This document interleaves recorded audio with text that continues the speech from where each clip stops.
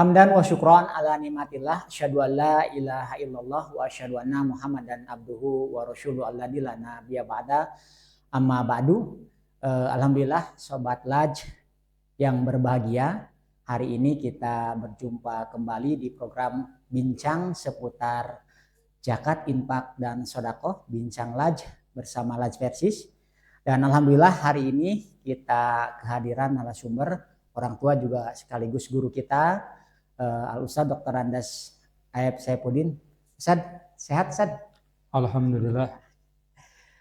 Beliau juga di samping sebagai penasihat PD Persis Kota Tasikmalaya, juga beliau adalah ketua PD Persis masa jihad sebelumnya di tahun 2012 sampai terakhir kemarin 2 periode ya Ustadz ya, di 2020 ya.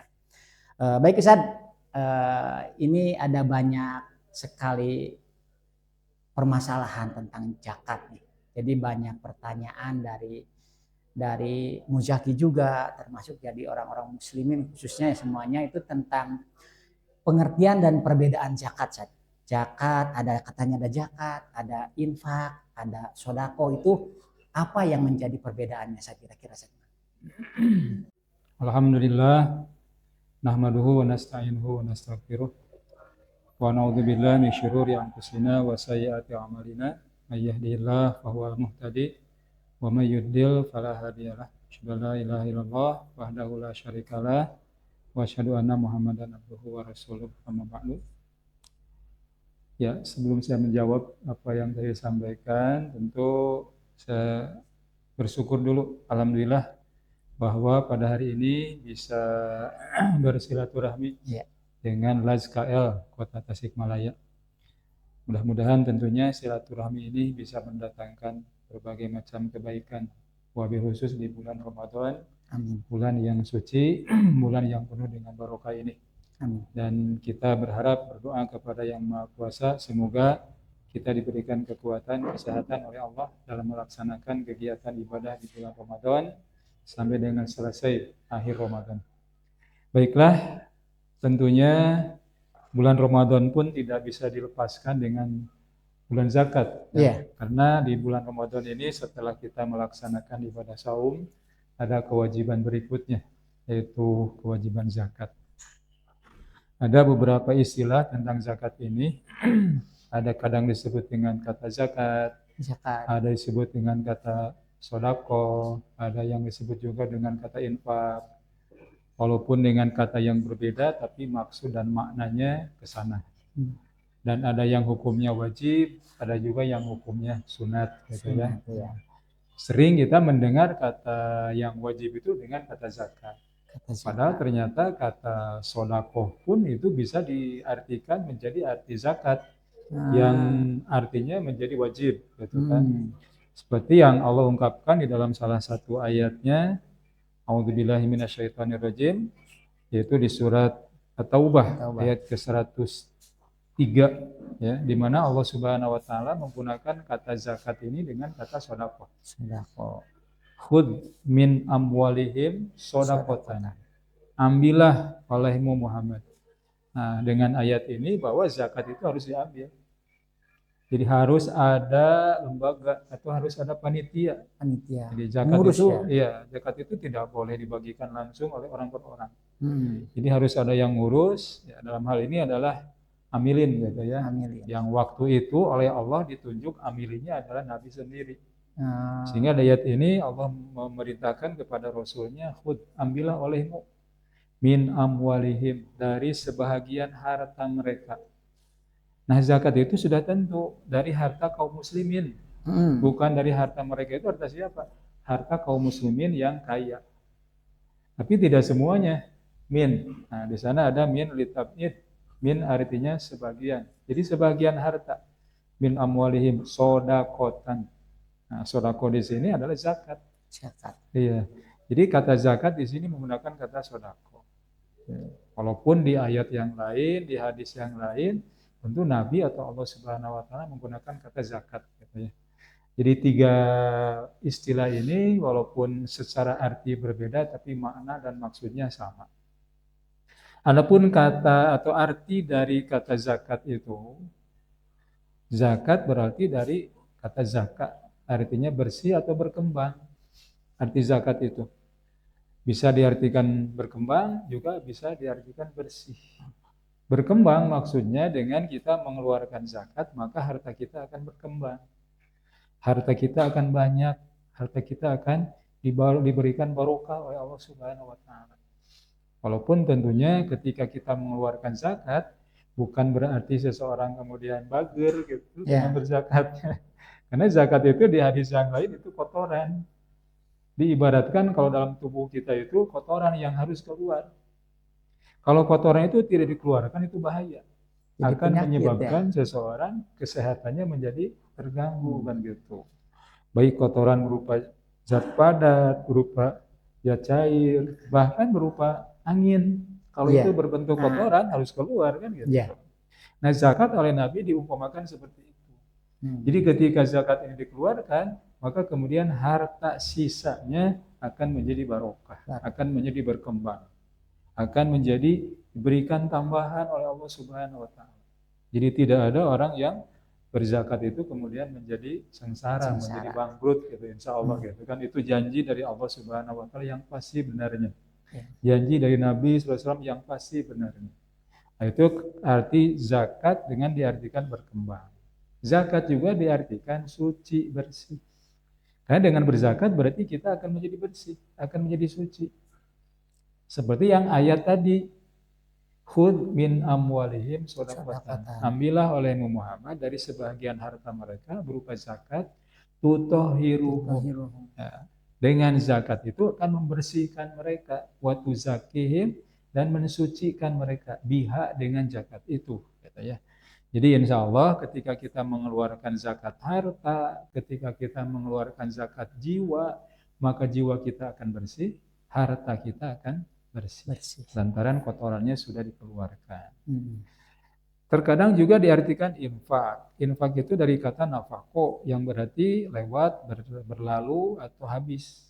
Jadi ketika seseorang mengeluarkan hartanya, seakan hartanya habis dari harta yang dia keluarkan. Tapi hakikatnya itu adalah sesuatu yang akan menjadi yang bisa kita ambil di kemudian hari. Kalau Nabi pernah kepada Siti Aisyah untuk membagikan daging kambing yang disembelih. Kemudian bertanya, apakah ada sisa? Ternyata ada sisa dari bagian tertentu. Kata Siti Aisyah, ya Rasulullah yang menyisa hanya ini. Kata Rasul justru yang menyisa adalah yang dibagikan. Karena yang dibagikan itu akan menjadi sesuatu yang akan kita ambil di kemudian hari. Maksudnya kebaikan, di hari ya. Sedangkan yang sisa yang dimakan oleh kita justru itu akan menjadi kotoran. Gitu, yang akan kita buang. Gitu. Kemudian zakat juga kadang diartikan sodako. Sodako artinya jujur, benar. Ya, menunjukkan kebenaran dan kejujuran jiwanya di dalam melaksanakan perintah dari Allah itu. Salah satunya perintah untuk mengeluarkan harta. Dengan dia mengeluarkan harta berarti dia sudah punya kejujuran terhadap dirinya. Bahkan dengan kata sodako sendiri, seharusnya mengeluarkan zakat itu gak usah dihitung oleh amilin kan gitu. Walaupun seharusnya amilin itu menghitung. Ya. Kalau misalnya Pak Bambang ke pasar mendatangi ikhwan yang akan berzakat, seharusnya yang ditanyakan apa? Coba Pak Haji, Bu Haji, lihat bon pembelanjaan. Saya hitung. Ya, gitu. Kalau misalnya diambil zakat infak sodakohnya per bulan, misalnya berarti dalam 1 bulan itu diperlihatkan bon pembelanjaan. Nanti ambilin yang menghitung. Berapa kira-kira belanja di bulan ini? Maka kemudian Pak Haji, Bu Haji, zakatnya sekian, infaknya sekian, sodakohnya sekian. Kan begitu? Ya. Nah sekarang itu kan tidak begitu. Nah, dengan kata sodako, mudah-mudahan kita percaya dengan kejujuran dari para pedagang, dari agnia untuk mengeluarkan zakat dari hartanya itu. Terima kasih Ustaz. Alhamdulillah ya hari ini Sobat Laj kita dapat sedikit pencerahan ya, ternyata zakat ini bentuk kewajiban kita untuk mensucikan ya Ustaz ya, mensucikan diri kita, bahkan diartikan berkembang. Artinya seolah-olah itu kita mengeluarkan harta, tapi pada dasarnya itu adalah seperti investasi ya Ustaz, investasi. investasi Bahkan ada ayat kebaikan. Quran yang menyampaikan ini firman Allah Subhanahu wa taala, "Auzubillahi minasyaitonirrajim. Matsalul ladzina yunfikuna amwalahum fi sabilillah." Perumpamaan orang yang meninfakkan. Di sini katanya infak kan? Infak. Fi sabilillah di jalan Allah, kamatsali habatin, seperti orang yang menanam satu biji. Ya, Anbatat pohon ya. sab'a sanabil fi kulli sumbulatin mi'atu habbah. Maka dari satu biji ini akan tumbuh menjadi sebuah pohon. Pohon memiliki 10 tangkai, 7 tangkai, masing-masing tangkai berbuah 100. 100 ya. Jadi dari 1 menjadi 700. 700. Itulah luar biasanya. Harta yang kita keluarkan, yang kita infakkan akan diganti oleh Allah Subhanahu wa taala menjadi 700 kali lipat. Jadi investasinya satu kebaikan diganti sama Allah dengan 700 kali kebaikan. Kalau kita bertanya, kita menyimpan uang di mana, bank mana, koperasi mana yang sanggup untuk melipat gandakan apa yang kita titipkan dengan 700 kali lipat? Gak akan ada. Ya. Artinya Ustaz, kalau zakat sebagai kewajiban berarti dalam Islam juga ini ada, mungkin bisa jadi berzakat itu bisa mendapatkan peringatan kelas ketika orang Islam, seorang Muslim tidak enggan, dia wajib zakat tapi dia tidak enggak, berzakat gitu ya. Ada ancaman-ancaman atau gimana gitu? Iya. Allah Subhanahu wa taala yang Maha Rahman, Allah yang Maha Rahim. Allah menciptakan kita, menjadikan manusia di muka bumi ini tugasnya hanya satu kan gitu. Tugas manusia hanya liya'buduni. Kita ditugaskan, diciptakan oleh Allah hanya untuk beribadah kepada Allah. Nah, dengan bentuk yang bermacam-macam beribadah itu. Kemudian ternyata ketika kita melaksanakan ibadah kepada Allah, Faktu minhu mastata'tum. Ini yang harus laksanakan sekemampuan. Berbeda ketika kita meninggalkan maksiat, meninggalkan dosa-dosa yang Allah larang, itu harus maksimal. Tapi ketika kita melaksanakan perintah Allah, faktu minhu mastata'tum. Laksanakan sekemampuan. Jadi kalau kita tidak mampu maksimal, ya nggak jadi masalah. Termasuk mengeluarkan zakat. Tapi manakala orang itu sudah kena kewajiban zakat kemudian tidak, nah ini yang kemudian menjadi berdosa kan. Jadi zakat itu termasuk rukun Islam kan gitu. Ya. Rukun Islam. Salah satu rukun Islam kan gitu. Kita paham bahwa yang namanya rukun itu adalah sesuatu yang menyebabkan sah dan tidak sahnya. Iya. Dan rukun itu termasuk bagian dari pekerjaan. Sama dengan kata syarat. Syarat juga menyebabkan sah dan tidak sah satu pekerjaan. Tetapi beda antara rukun dengan syarat kalau syarat di luar pekerjaan yang sedang dilakukan. Ya. Misal wudu terhadap sholat itu merupakan syarat. Wudu adalah syarat sahnya sholat. Jika seseorang sebaik apapun melaksanakan sholat, tapi apabila tidak berwudu, maka jelas sholatnya menjadi tidak sah. Tidak sah ya. Tapi wudu bukan bagian dari sholat kan gitu. Ya. Ada lagi yang disebut dengan rukun, misalnya dalam sholat Fatihah. Fatihah itu adalah rukun dari sholat. Jika seseorang sholat tidak membaca Fatihah, maka sholatnya jelas tidak sah. Ya. Dan Fatihah merupakan bagian dari sholat. Itulah bedanya antara rukun dan syarat. Kedua-duanya menyebabkan sah dan tidak sah. Sekarang rukun Islam. Jadi artinya rukun Islam itu kalau keislaman seseorang ingin sah, ingin diakui oleh Allah, maka tentu rukun-rukun ini harus ada semuanya. Jangan ada yang ditinggalkan. Sebab ada orang itu syahadat sudah membaca, sholat dia melaksanakan, kemudian saum melaksanakan, tapi tidak berzakat. Padahal kemampuan atau perintah zakat sudah ada di dalam dirinya, kemudian tidak berzakat, maka otomatis kalau ada salah satu rukun yang tidak ada, yang tidak sempurna, maka keislamannya menjadi tidak sah, kan begitu? Iya. Bagaimana dengan ibadah haji? Syahadat sudah, sholat dilaksanakan, kemudian saum dilaksanakan, zakat dikeluarkan, tapi tidak ibadah haji. Kalau tidak ibadah hajinya lantaran tidak istato'a, belum cumpon syarat-syarat orang tersebut untuk berhaji, maka tidak menjadi masalah, tidak beribadah haji. Tapi kalau dia sudah memenuhi persyaratan untuk melaksanakan haji, kemudian tidak, ini baru kan gitu. Iya. Seperti halnya juga zakat. Zakat ya. Kalau dia tidak ada kemampuan untuk berzakat, menerima zakat. Iya. Tapi kalau dia sudah punya kemampuan untuk berzakat, kemudian tidak, nah ini ada ancaman yang cukup berat dari Allah dan Rasulnya. Misalnya, yang pertama, dengan tidak berzakat, kalau kaum muslimin yang mampu berzakat kemudian dia menahan zakatnya, di hadis yang diriwayatkan oleh Imam At-Tabrani, Rasul mengatakan, ma mana'a qaumun az-zakata illa ibtalahumullahu bisinin. Golongan orang-orang yang tidak mengeluarkan zakat akan ditimpa kelaparan dan kemarau yang panjang. Ini yang disabdakan oleh Nabi SAW. Ketika orang kaya sudah tidak berzakat, maka efeknya seperti itu. Akan mengakibatkan kemudian Allah memberikan azab di dunia ini. Dengan Allah menahan untuk tidak menurunkan air hujan. Bahkan di hadis yang lain, di hadis riwayat Ibnu Majah dan Imam Al-Baihaqi, Rasul pun mengatakan, walam yamna'u zakata amwalihim. Dan tidaklah mereka menahan zakat dari harta-harta mereka illa muni'u al-mataru minas sama. Kecuali Allah akan menahan air hujan diturunkan dari langit. Walaula al-bahaim lam yumtiru. Seandainya di muka bumi ini tidak ada binatang, teu aya sasatoan, lam yumtiru, Allah tidak akan menurunkan air hujan. Itu salah satunya. Salah satu ancaman dari Allah dan Rasulnya. Dengan tidak berzakat, Allah tidak akan menurunkan hujan. Ya ternyata banyak agnia yang tidak berzakat, tapi hujan masih turun. Itu yang dikatakan oleh Nabi.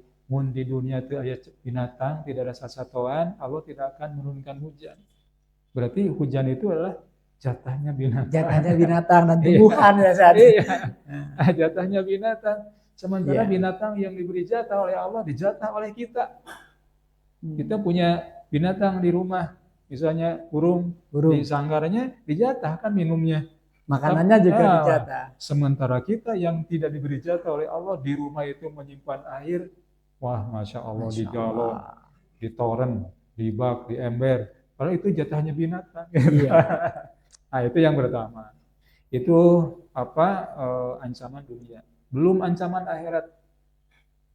Di beberapa ayat dan hadis Nabi SAW, misalnya Allah Subhanahu Wa Taala sampaikan di surat At-Taubah ayat ke-34 sampai 35. A'udzubillahi minasyaitonirrajim. Walladzina yaknizuna adz-dzahaba wal fiddah. Dan orang-orang yang menimbun harta mereka berupa emas maupun perak, wala yunfikunaha fi sabilillah, kemudian mereka tidak menginfakkannya di jalan Allah. Di dalam ayat ini pun Allah menggunakan kata infak. Fabashshirhum bi'adzabin alim. Maka gembirakan mereka dengan siksa yang maha pedih. Apa siksanya yang Allah sediakan? Yauma yumha 'alaiha fi nari jahannam fatukwa biha jibahuhum wa junubuhum wa dhuhuruhum. Hadza ma kanaztum li anfusikum fadzuqu ma kuntum taknizun. Pada hari emas dan perak dipanaskan di dalam api neraka, lalu dibakar dengannya dahi-dahi mereka, rusuk-rusuk mereka, dan punggung-punggung mereka. Seraya dikatakan kepada mereka, inilah kekayaan yang kalian sembunyikan, yang kalian timbun dahulu itu. Paduku, kata Allah, sekarang rasakan akibat siksanya. Jadi harta yang kita simpan, harta yang tidak kita keluarkan zakatnya, nanti oleh Allah akan dipanaskan. Kemudian akan diistrikakan kepada punggung, kepada rusuk, dan kepada dahinya. Naudzubillahi min dzalik. Kemudian juga di hadis Nabi yang sahih, Nabi pun mengatakan, man atahullahu malan. Barang siapa yang Allah berikan harta kepadanya, falam yuaddi zakatahu, kemudian dia tidak mengeluarkan zakat dari hartanya itu, muthila lahu yaumal qiyamah syuja'an aqra'a. Nanti Allah akan jadikan hartanya itu menjadi ular yang sangat besar, ular yang bertanduk, kemudian ular yang sangat berbisa. Yutawwaquhu yaumal qiyamah summa yu'khadhu bilih zamaihi yakni bisyidqaihi summa yaqulu ana maluka ana kanzuka. Ular yang sangat besar, yang sangat berbisa, orang yang bertanduk, itu kemudian ular ini kata Rasulullah akan melilit dia. Seraya ular berkata, ana maluka, saya ini adalah hartamu. Ana kanzuka, saya ini adalah simpananmu. Ya. Kemudian ular ini tidak berhenti mematuk kepala orang tersebut. Naudzubillah min dzalik, ya. Itu diantara ancaman-ancaman yang Allah dan Rasulnya sampaikan bagi orang yang tidak berzakat. Naudzubillah min dzalik ya, Ustaz. Jadi ternyata dua ancaman tuh di dunia, Allah tahan air hujan, ya. Tidak hujan. Tapi walaupun nanti mungkin hujan, itu pada dasarnya menyebutkan itu hanya untuk makhluk-makhluk lain ya, untuk kerahmatan Allah untuk makhluk lain. Tapi nanti di akhirat itu bahkan satu tadi ada disebutkan hartanya itu dilelehkan ya Ustaz ya. Jadi timah, air panas, ya, timah, jadi timah dan dikucurkan, dan di sisi lain juga ada yang sebagian menjadi binatang buas ya Ustaz. Tadi kayak ular gitu kan. Naudzubillah min dzalik. Nah Ustaz, kalau berbicara zakat tadi terkait dengan satu zakat itu sebagai satu kewajiban. Terus yang kedua juga tadi kita dapat simpulkan itu ternyata zakat ini sebagai penyempurna keislaman ya, keislaman seorang muslim. Nah kalau berbicara zakat ini itu hanya apa? Hanya sekedar kewajiban pembayaran secara finansial, uang, atau mungkin ada aspek ibadah lain, atau mungkin ada hikmah lain terkait dengan zakat itu, atau hanya cuma bayar uang selesai bersih, atau ada makna terkandung mungkin yang bisa di. Iya, ya ternyata dengan kita berzakat ada beberapa hikmah ya, kemudian ada nilai-nilai lain, nilai-nilai sosial dengan zakat ini. Wabil khusus setelah kita melaksanakan ibadah saum, ya, selain kita melakukan zakat yang hukumnya wajib, tapi ternyata zakat yang berkaitan dengan saum ini, yang disebut dengan zakat fitrah, ya, zakat itu fitrah punya nilai ibadah sosial. Ya. Kita hari ini sedang melaksanakan saum, di mana Allah Subhanahu Wa Taala sedang memberikan pendidikan kepada kita, bahwa saum itu bukan untuk memadorotkan kaum muslimin, tapi saum ini untuk meningkatkan posisi derajat kaum muslimin lebih baik lagi di hadapan Allah. Karena target saum adalah lakum tattaqun. Lakum tattaqun ya. Jadi di ayat yang lain Allah pun sebutkan yuridullahu bikumul yusra wala yuridu bikumul usra. Dengan saum Allah berkeinginan untuk kebaikan, bukan kemadharatan. Nah, kemudian saum pun merupakan pendidikan dari Allah buat kita sekalian. Salah satu pendidikan yang Allah berikan kepada kita dengan saum adalah selama bulan Ramadan, selama kita di siang hari tidak makan, tidak minum, begitu sangat lelah fisik ini, begitu sangat lemas fisik ini. Lalu ternyata kita menahan makan minum itu hanya beberapa jam. Iya. Ternyata kita melaksanakan saum, ditahan makan minum begitu sangat lemah. Coba kita bisa lebih memperhatikan. Ada saudara kita yang ternyata saumnya itu bukan hanya bulan Ramadan saja. Bisa jadi mereka saumnya tiap hari. Setiap hari ya. Iya, lantaran kekurangan ekonomi. Iya. Jadi dengan saum Allah sedang memberikan pendidikan kepada kita. Apa pendidikannya? Agar dengan saum ini kita punya rasa belas kasihan. Iya. Punya rasa nyaah dedeh ke sesama yang membutuhkan. Kita mah saum hanya 1 bulan. Mereka tiap hari. Nah, maka pendidikan berikutnya selain dengan saum ini kita dididik rasa halus jiwa agar kita punya perasaan yang rasa dedehnya kepada yang lain, maka kemudian Allah mewajibkan kewajiban berikutnya setelah saum. Apa itu? Zakat fitrah. Zakat fitrah ya. Zakat fitrah ada sisi nilai kemanusiaan manusia. Kalau kita baca fungsi zakat fitrah itu tidak banyak. Dalam hadis Nabi sebutkan bahwa zakat fitrah itu fungsinya hanya 2. Satu, fungsi zakat fitrah adalah tuhrotan lis-shaimi minal lagwi warrafasi. Membersihkan diri orang yang saum dari perbuatan lagu dan ropas. Ini luar biasa zakat fitrah itu.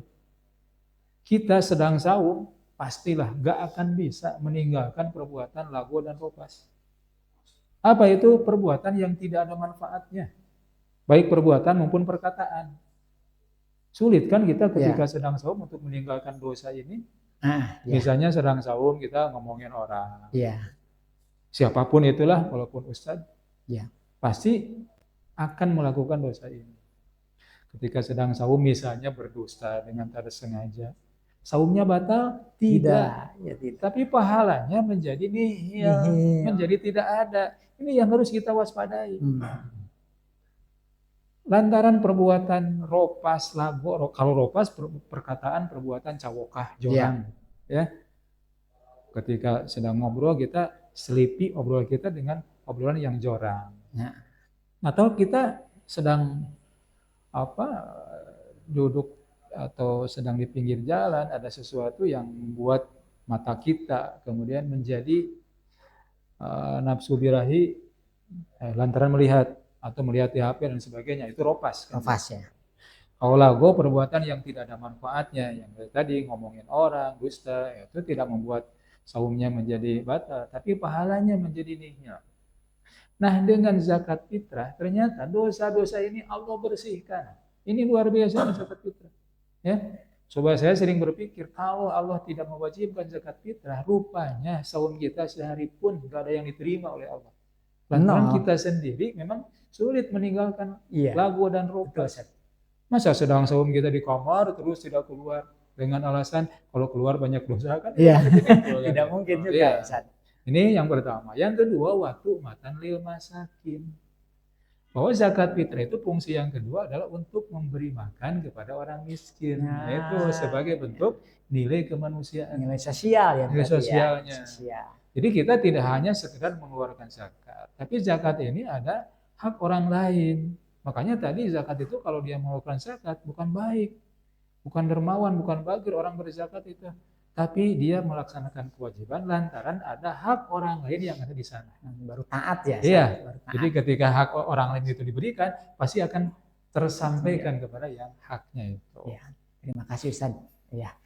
Baik Sobat Laj, nih alhamdulillah hari ini kita banyak belajar tentang zakat, tentang ibadahnya, tentang maknanya, termasuk juga tadi zakat itu tidak hanya sebatas bayar uang, bayar makanan ya Ustaz, tapi ternyata salah satu hikmahnya bisa menghapus dosa-dosa kecil kita, apalagi nanti zakat fitrah ya, untuk penyempurna saum kita di Ramadan. Ya baik Sobat Laj, demikian untuk bincang hari ini. Terima kasih. Semoga bermanfaat. Ustaz juga terima kasih Ustaz atas waktunya. Sama-sama. Semangat untuk terus memberi manfaat dan stay terus di channel kita di Berbalaj, Laj Persis Kota Tasikmalaya. Terus kita timba ilmunya dan terima kasih. Assalamualaikum warahmatullahi wabarakatuh. Waalaikumsalam.